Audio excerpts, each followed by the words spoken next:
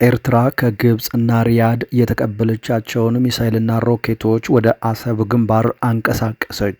በዛሬው ዕለት የኤርትራ ሚሳይሎችና ብረት ለበስ ተሽከርካሪዎች ወደ አሰብ ግንባር ሲንቀሳቀሱ ታይተዋል።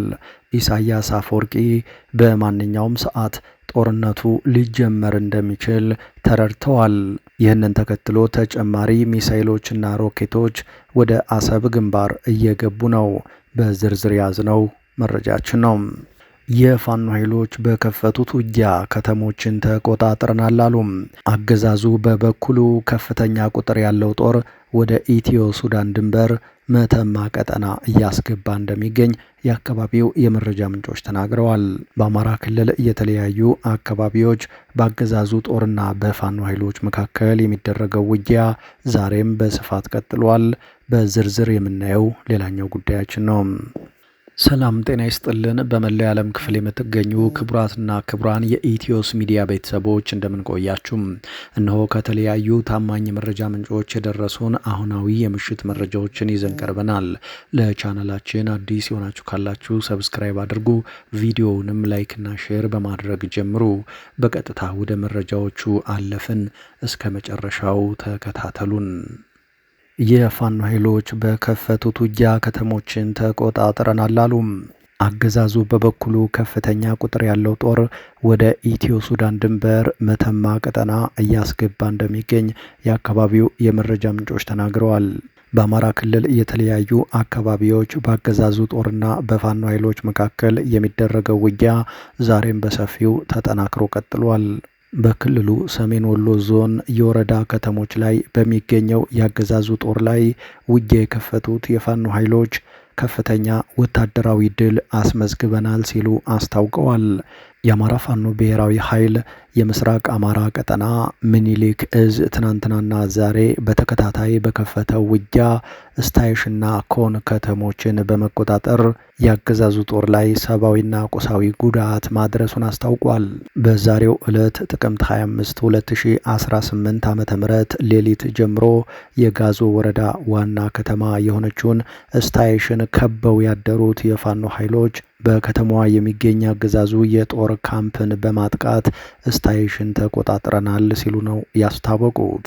በፋኖ ውጊያ የተከፈተበት የአገዛዙ ጦር ሽሽት ላይ እያለ ከሐሙሲት እስከ ቦያ አካባቢዎች ፋኖ እየተከታተለ ውጊያ ከፍቶበታል ሲል የአማራ ፋኖ ብሔራዊ ኃይል የደጋው መብረቅ ኮር አክሎ አስታውቋል። በተመሳሳይ ጥቅምት 24 2018 ዓመተ ምህረት ከፍተኛ ወታደራዊ ጠቀሜታ እንዳላት የሚነገርላትን የዋድላ ወረዳ ኮን ከተማን ፋኖ መቆጣጠሩን የጣቢያችን የመረጃ ምንጮች ተናግረዋል። የፋኖ ኃይሎች ከረፋድ እስከ ምሽት ድረስ ሙሉ ቀን ከተደረገ ውጊያ በኋላ ከተማዋን መቆጣጠራቸውን የአማራ ፋኖ ብሔራዊ ኃይል ሚኒሊክ እዝ አረጋግጧል። በጎጃም የተለያዩ አካባቢዎች በተደረጉ ውጊያዎችም በርካታ ያገዛዙ ወታደሮች መገደላቸውን የተሰማውም የአማራ ፋኖ ብሔራዊ ኃይል ምዕራብ አማራ ቀጠና ቴዎድሮስ እዝ እንዳስታወቀው የፋኖ ኃይሎች ወደ መራዊና ወተት አባይ ከተሞች በመግባት በከፈቱት ጥቃት ያገዛዙ ጦር አባላት ተገድለዋል ብሏል። በተለይም በወተት አባይ በተወሰደው እርምጃ 18 ያገዛዙ ወታደሮች የሞትና የአካል ጉዳት ሲደርስባቸው በከተማዋ በግፍ እስር ላይ የነበሩ 5 ወጣቶች በፋኖ ነፃ ወጥተዋል ሲል አፋብኃ ቴዎድሮስ እዝ አስታውቋል። በዚሁ የጎጃም ቀጠና ጃዊ ወረዳ ባለፉት ቀናት የተቀሰቀሰው ውጊያ ዛሬም ሰዋታም በተባለ አካባቢ መቀጠሉ ተሰምቷል። በአካባቢው በቀጠለ ውጊያ እስካሁን ከ20 በላይ ያገዛዙ ወታደሮች ላይ ጉዳት መድረሱን ነው የፋኖ የመረጃ ምንጮች ለሚዲያችን የተናገሩትም።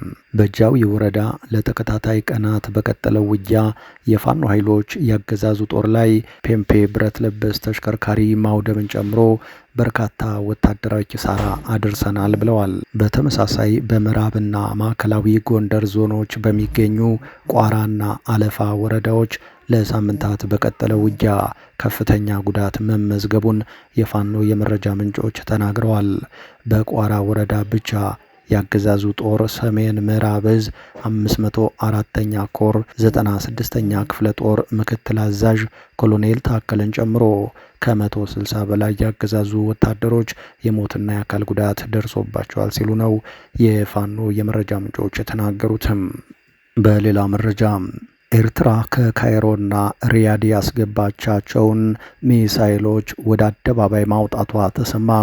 በዛሬው ዕለት የኤርትራ ሚሳኤሎችና ብረት ለበስ ተሽከርካሪዎች ወደ አሰብ ግንባር ሲንቀሳቀሱ ታይተዋል። ኢሳያስ አፈወርቂ በማንኛውም ሰዓት ጦርነቱ ሊጀመር እንደሚችል ተረድተዋል። ይህንን ተከትሎ ተጨማሪ ሚሳኤሎችና ሮኬቶች ወደ አሰብ ግንባር እየገቡ ነው። አሰብ ላይ ትንቅንቁ አይሏል። ሁኔታው ከእጅ ያመለጠ ብርጭቆ ሊሆን አሳቻ ሰዓት እየጠበቀ ነው። አብይ ስህተት ነው ያሉትን የአሰብን ጉዳይ ለማረም ታንኩንም መድፉንም አዘጋጅተዋል። ኢሳያስም አሰብንም ሆነ ስልጣናቸውን ለማዳን ከ4 ኪሎ ጋር ተናንቀዋል። ነገሩ እጅግ እየከረረ ነው። በሌላ መረጃ እስራኤል ለ14 ዓመታት በሀገሯ የኖረን የኤርትራ መንግስት ደጋፊን አባረረች።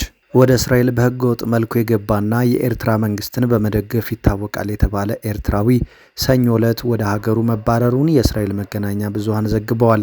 እስራኤል የኤርትራ ዜግነት ያለውና የመንግስት ደጋፊ የሆነን ግለሰብ ከሀገሯ ስታባረር ይህ ለመጀመሪያ ጊዜ ነው ተብሏል። የአንድ ልጅ አባት የሆነው ኤርትራዊ ወደ እስራኤል የገባው በአውሮፓውያኑ 2011 ነሐሴ ወር ሲሆን ላለፉት 14 ዓመታት ኑሮውን በዚያው አድርጎ ቆይቷል።